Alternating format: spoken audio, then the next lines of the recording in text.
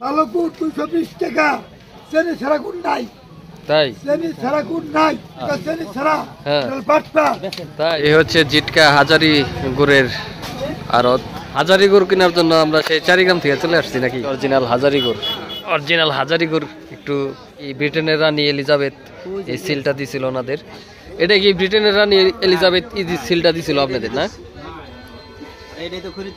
হ্যাঁ, দেখতে পারতেছেন অসংখ্য গুড় বিক্রেতা এখানে।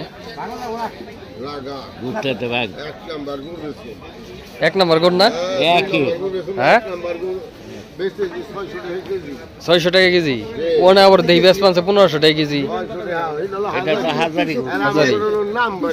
নাম্বারই না? আচ্ছা, হাজারের নাম্বারের পার্থক্য কি?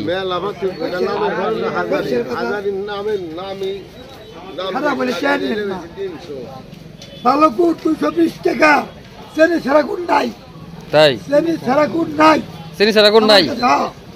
চেনি ছাড়া গুড় নাই, পারবো না চেনি ছাড়া বাটপা। তাই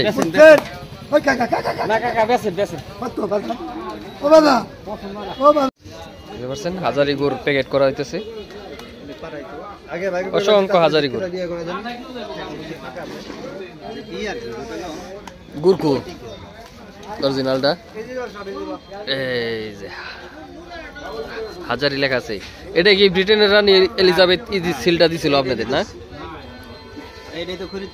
হ্যাঁ, যে হাজারি গুড় কিনা হলো, ভাই কিনে নিল। কত টাকা কেজি কাকা? 1600 টাকা কেজি। আমাদের হাজারি গুড় প্যাকেট করা হইতেছে। এই হচ্ছে অরিজিনাল হাজারি গুড়। এটা তো সিল মারা আছে নাকি? হলো তো, দেখি একটু দেখি, বাইর করে দেখি গুড়টা। হ্যাঁ, দেখতেছি আমরা অরিজিনাল হাজারি গুড় একটু খুলে দেখি। সিল মারা আছে না?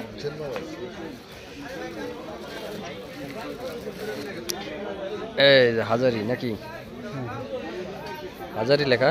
এটা নাকি ব্রিটেনের রানী এলিজাবেথ এই সিলটা দিছিল ওনাদের হাজারির।